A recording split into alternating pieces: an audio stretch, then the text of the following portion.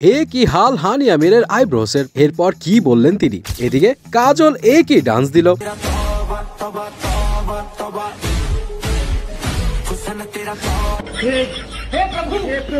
হায় হায়, makeup ছাড়া তো চেনাই যাচ্ছে না তেজস্বী প্রকাশকে। আর এদিকে ফাহাদ মুস্তফা এমন কি বলে বসলো যে কন্টেন্ট ক্রিয়েটর দিয়া হয়ে গেল লালে লাল। এমনই সব মজার ও শকিং গসিপস নিয়ে থাকছে আজকের ভিডিও। সো দেরি না করে গসিপসে চলে যাই। প্রথমে আসি হানি আমিরের কাছে। এমনি তো হানি আমিরের মজ মাস্তি দেখে পাবলিকরা অভ্যস্ত, তবে এবার তিনি যা বলে বসলেন পাবলিক করছে প্রশংসা। They stay in a relationship that is unfulfilling for too long.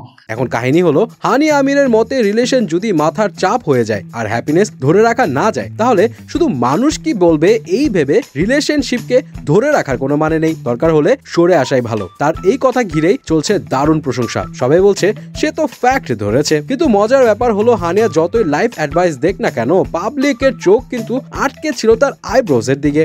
Pakistan নিয়ে যখন কথা হচ্ছে তাহলে বলে দেই, যারা পাকিস্তান স্টাইলে বিয়ে প্ল্যান করছেন তাদেরকে বলি, আলোকি কনভেনশনে শুরু হচ্ছে বাংলাদেশ পাকিস্তান ওয়েডিং এক্সপো 2025। এক ছাদের নিচে 100+ ব্র্যান্ড, ফুড স্টল আর পাকিস্তানের অথেন্টিক এক্সক্লুসিভ কালেকশন, তাও আবার পেয়ে যাবেন 20% ডিসকাউন্টে। তাই ফ্যামিলি নিয়ে চলে আসেন 20 থেকে 22 নভেম্বর সকাল 10টা থেকে রাত 11টা পর্যন্ত, টানা 3 দিনের জমজমাট আয়োজন। এখন চলে যায় ফাহাদ মুস্তফার কাছে, যেখানে পাকিস্তানি সেলিব্রিটি ক্রিকেট লিগের প্রমোশনে কন্টেন্ট ক্রিয়েটর দিয়া মাসুদ যখন ফাহাদ মুস্তফাকে ভাই বলে ডাকলেন, তখন ফাহাদ সঙ্গে সঙ্গে যা রিপ্লাই টানা দিল।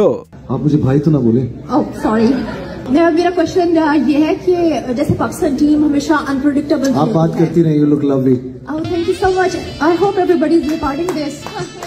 ভাইরে ভাই, ফাহাদ মুস্তফা তো দেখি ভালোই ফ্লার্টিং করতে পারে, তবে তেজস্বী তো দেখি মেকআপ ছাড়া ভালোই ফাপড়ে পড়লো ক্যামেরাম্যানের সামনে, যা দেখে পাবলিক তো নিচ্ছে মজা।